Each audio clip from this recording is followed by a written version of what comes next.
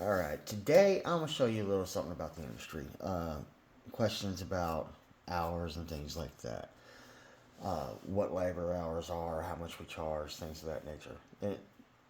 Cost per labor hour differs by shop to shop. It doesn't matter where you go, it's going to be different. You have a lot of shops that are the same, but they're not all the same. We're going to start off and we're going to do a quote. Let's say we'll take a vehicle I'm familiar with here. We're going to say we're going to be doing an alternator on a Chevy Traverse LT with a 6-speed automatic transmission. And this is how a lot of your shops get the standard hours. Some of them have multipliers on them for different things, different skill levels. And this is kind of our cheat sheet. And this is how you know you're getting the right thing here. Now, there is a difference. Skill level C, it's A, B, and C are the skill levels on that through this one. This is Mitchell 1, of course. You got your warranty labor hours, and then you got your standard labor hours. I'm going to go on there, add that, and give it a minute to update there.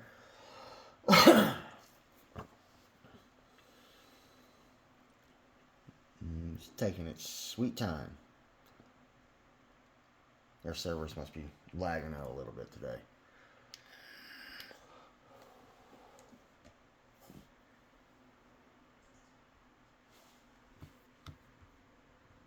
Come on. Did it not? They didn't put it in there. I forgot to hit transfer.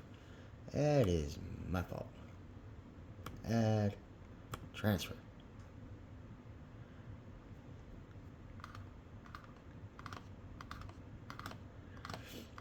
There we go. And at free labor hours at the shop's cost of $85 an hour is $255. That is for a Chevy Traverse. Now,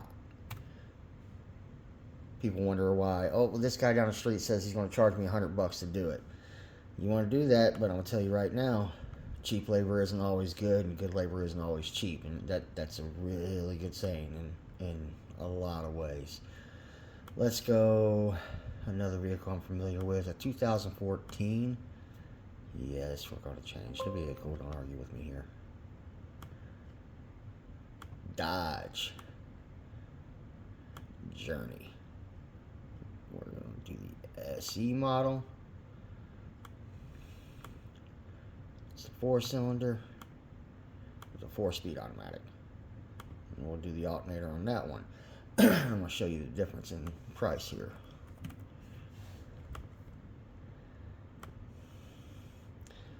$1.8 labor hours because of where it's positioned, where it's placed, and that'll only run a customer $153 just for that.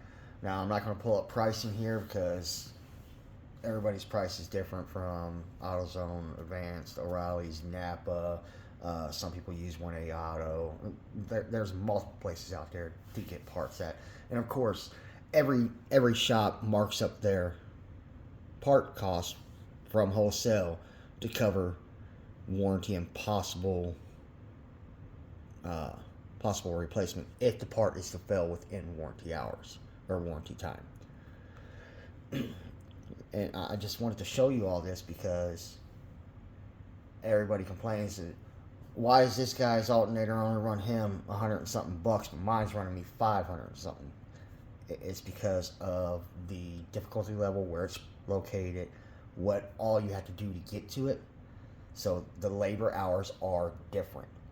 They will remain to be different on everything. So you got to keep that in mind, that not every vehicle is the same. Not every shop's prices are the same. So just to keep that thought out there. And if they're flat rating this, fine. Maybe they are experienced, maybe they're not.